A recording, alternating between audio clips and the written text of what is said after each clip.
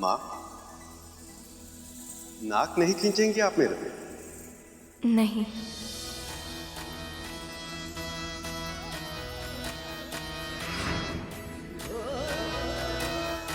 विवाह के हर्ष ईद की तरह इसके निर्धारण के पीछे भी एक कारण था प्रभु।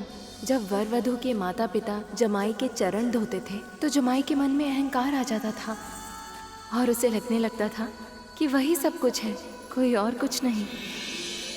तभी वधू की माँ उसकी नाक खींचकर उसको फिर से झुकना सिखाती थी। पर आपके भीतर तो सभी गुण हैं प्रभु, और फिर भी अहंकार तो क्या, कोई भी दुर्गुण तनिक भी नहीं है। इसीलिए आपके साथ ये रीति करने की आवश्यकता ही नहीं है।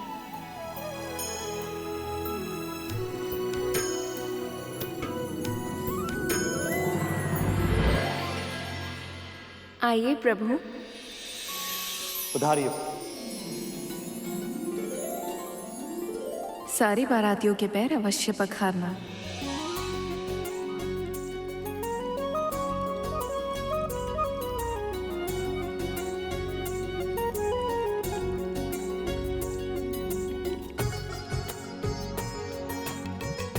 अरुण भी तो बारातियों के समक्ष ही होगा, किंतु वो है कहाँ?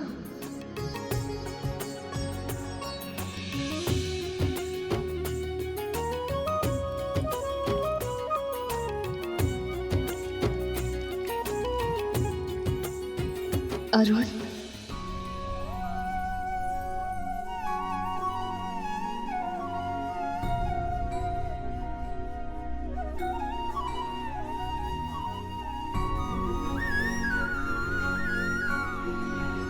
मैं कब से तुमसे मिलने की प्रतीक्षा कर रही थी। तुम्हें एक क्षण देखने के लिए कब से व्याकुल थी।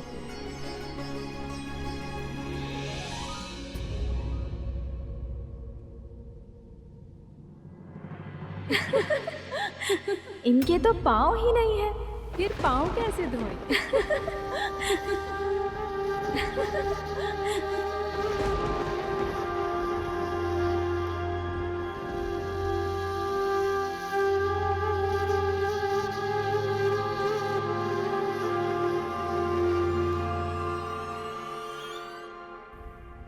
उत्साह की अधिकता में अपने कर्मों के फल भूल गई विंदा। सोचा है क्या कहेगी अरुण से, जिस पुत्र का पूरा जीवन तूने नष्ट कर दिया, कैसे करेगी उसका सामना? अब तो ऐसी मां निकली जिन्होंने अपने ही पुत्र पर ऐसा प्रहार किया।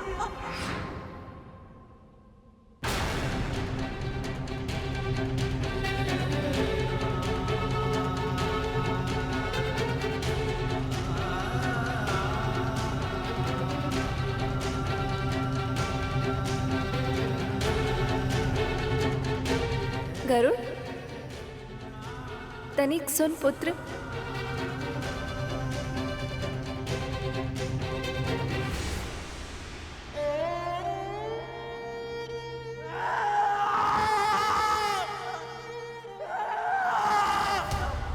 ये क्या किया आपने? ईर्ष्या के वश में अपने ही पुत्र को विकलांग बना दिया। इस महापाप के लिए मैं आपको कभी क्षमा नहीं करूंगा। असुरक्षा, मोह और मत्सर जैसे दोषों ने आप और आपकी बहन दोनों की बुद्धि हर ली और मुझसे छीन लिया मेरा गौरव और मेरा भाग्य।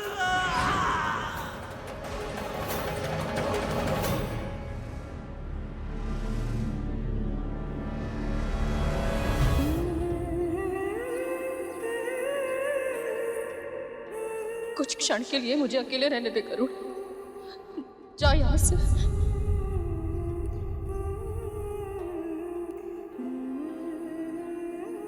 अरुण,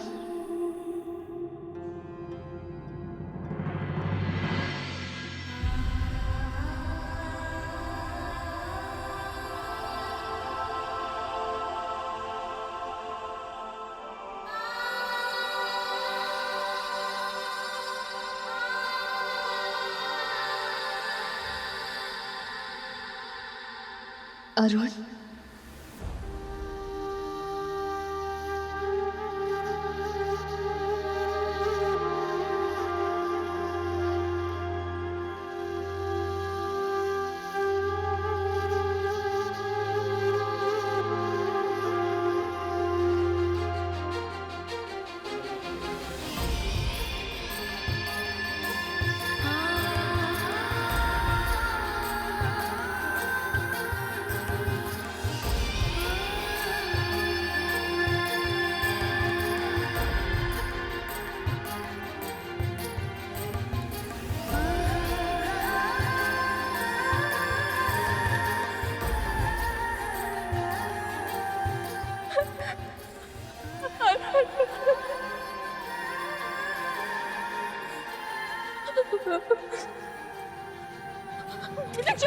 क्षमा।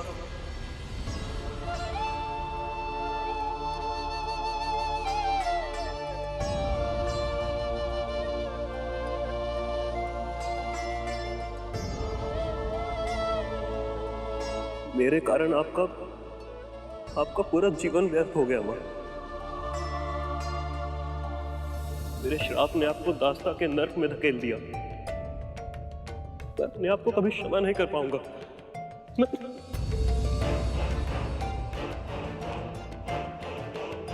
नहीं रुट, तेरा श्राप पूरी तरह से उचित था। मेरे कारण तू सदैव के लिए अर्थविकसित रह गया।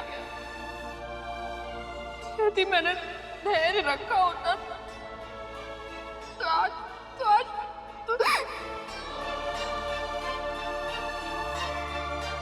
सत्य तो ये है, तेरे जन्म के बाद से हर क्षण मुझे लगता है कि दास्ता का ये जीवन ही मेरा दंड है। पर मैं आज तक अपने आप को कभी क्षमा नहीं कर पाया माँ। हर पल हर क्षण यही अनुभव करता हूं कि क्यों मैंने अपने क्रोध पर नियंत्रण नहीं रखा। यदि उस दिन मैं आपको श्राप ना देता तो आज आपका जीवन जीती जागती त्रासदी ना बना होता माँ।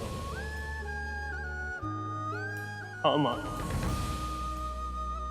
मैं आपसे बिछड़कर दूर अवश्य हुआ हूं, पर कभी अपने हृदय से एक पल के लिए भी आपको भुला नहीं पाया मैं। आपकी पीड़ा, आपकी वेदना प्रतिदिन प्रतिपल सही है मैंने। जब आपके कष्टों की वेदना आपके हृदय को पीड़ा पहुंचाती थी, तब मेरे आंसू छलकते थे। और जब आप उन ओस रूपी आंसू को अपने हाथ में इकट्ठा करके पी जाती थी ना माँ, तो मुझे ऐसा लगता था जैसे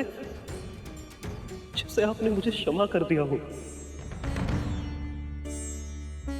ऐसा लगता था जैसे जीवन में और कुछ भी नहीं चाहिए मुझे, कुछ भी नहीं।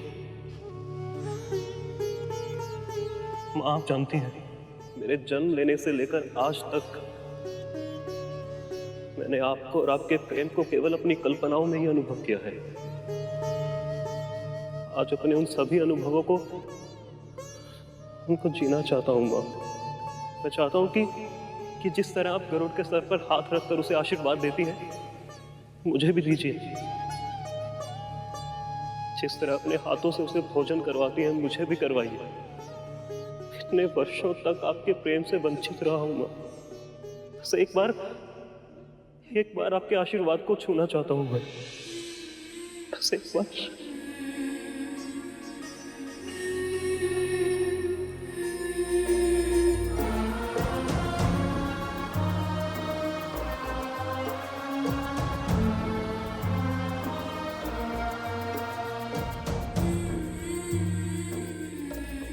जानता है, गर्व है मुझे तुझ पर।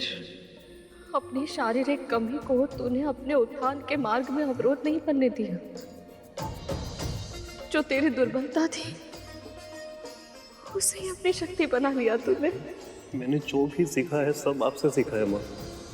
सब कुछ गवा दिया था आपने अपना, किंतु उसके बाद भी आपने कभी अपनी मर्यादा, अपने आत्मसम्मान के साथ समझौता नहीं किया। सब आपसे सीखा है मैंने।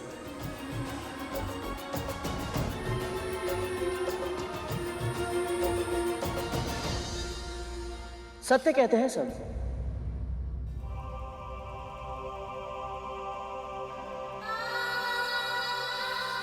मां को सबसे अधिक प्रेम अपने पहले पुत्र से ही होता है।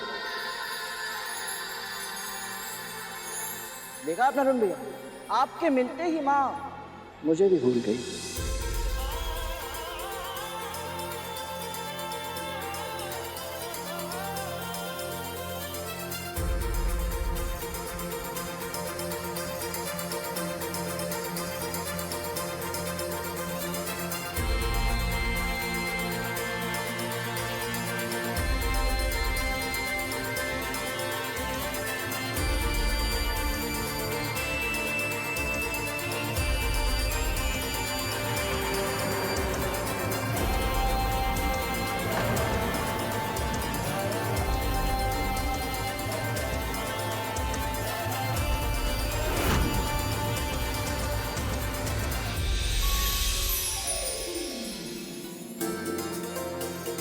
प्रभु विष्णु ने तुम्हें यहाँ जिस मंतव्य से भेजा था वो पूर्ण हुआ।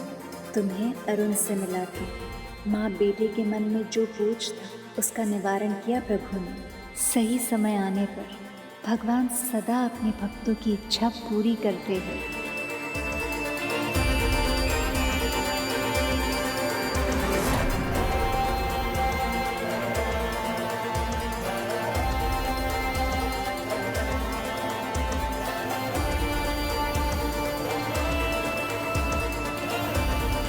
एक बार फिर विद्या और उसके पुत्रों ने मेरी योजना विफल कर दी।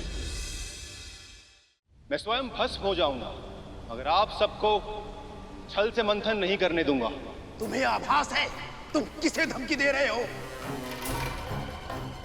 महाराज के कोप से केवल तुम दोनों का ही विनाश नहीं, अभी तो तुम्हारे परिवार और संतान भी सदैव के लिए दुर्भाग्य के अंधेरों में खो जाएंगे। अभी भी समय है मूर्खों, अपने ये तने हुए शीश झुकाकर महाराज के आदेश का पालन करो और हमें चुपचाप मंथन करने दो।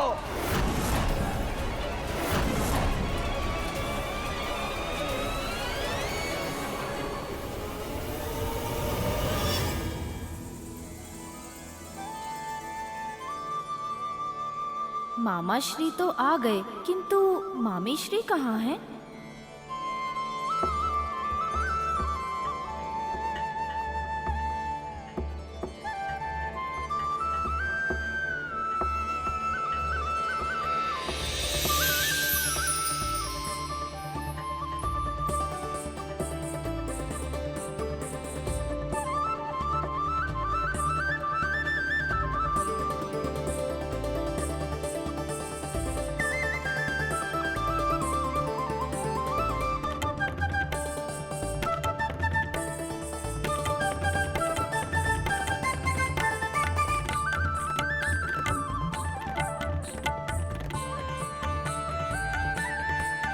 लक्ष्मी, मुझसे अब और प्रतीक्षा नहीं हो रही। शीघ्र आइए। आपको देखने के लिए मेरा मन और आतुर होता जा रहा है।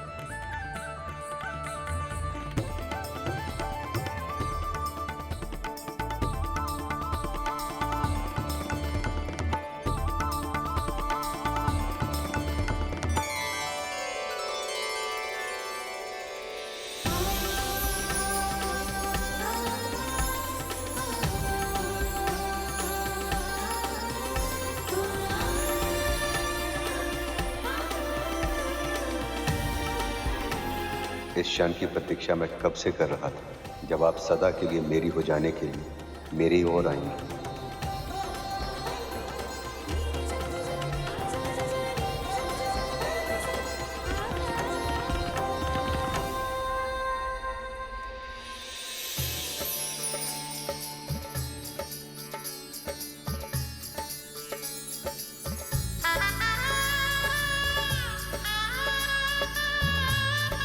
हम कब से इस क्षण की प्रतीक्षा कर रहे थे, जब माता लक्ष्मी और प्रभु विष्णु का मिलन हो जाए। ये हमारा परम सौभाग्य है कि हम इस दिव्य मिलन के साक्षी बने।